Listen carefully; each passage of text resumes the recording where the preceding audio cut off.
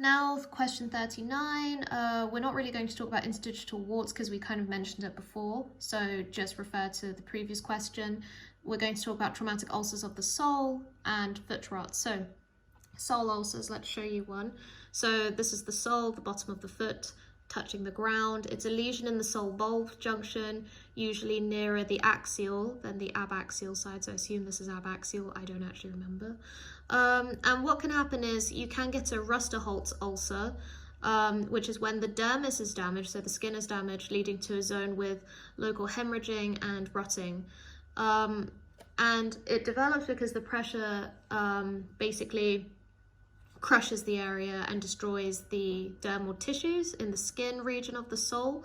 And it can actually be accompanied by other diseases. So if the cow has a history of subclinical mastitis, you'll notice they have a softer horn because of this, and this wears faster and makes the area more delicate as well. Like, as you can imagine, cows are very heavy, they're very strong hooves, so it's not like this would come out of nowhere. The hoof has to be softer. So how do you treat it? You could put a claw block on top and trim the area so there's less pressure here. Next, we have foot rot. It's usually in sheep, so I'm showing you a sheep's hoof. It looks so bad. So it's caused by Diclobacter nodosus. How does it occur? It thrives in very moist, warm conditions, and basically causes severe pain.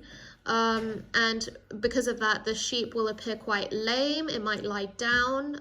It might affect productivity. So obviously milk production, wool production, it may affect their fertility, their growth. If bacteria enter through any breaks as well, it can cause systemic signs like fever, anorexia, and what you get as well is foot rot leads to lesions with exudate and necrosis in the epidermis. And it occurs in 5 stages.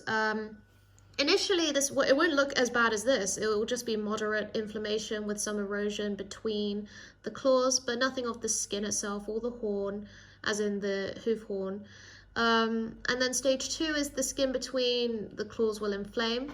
This may involve some or all of the soft horn inside of the claws. And okay, stage 3 is split up into 3A, 3B, 3C, which is very cruel, but we move. So stage 3A is the skin and horn separate, and yeah, it'll be like a separation of less than 5 millimeters. With 3B, the separation will be halfway across the heel or sole. 3C, more heel or sole, basically, but not extending to outside of the claw sole edge, so not extending like this far, basically. And yet then it can, stage 4 is when it extends to the outside of the sole or claw edge and involves the hard horn, basically this stuff which shouldn't be affected, but it is. And stage 5 is when it's severe, it involves the sole, the bottom of the foot with extensive inflammation and hard horn underrunning. That's what stage 5 looks like. It's really bad. So how do we treat it? We would trim off the bad tissue to begin with before it got worse. Like, farmers shouldn't really let it get this far. It's like very obvious at the beginning. They have foot baths with formalin as an example, antibiotics, injection with penicillin and streptomycin as a combination is a good idea as well. And yeah, now we're going to move on to the last question.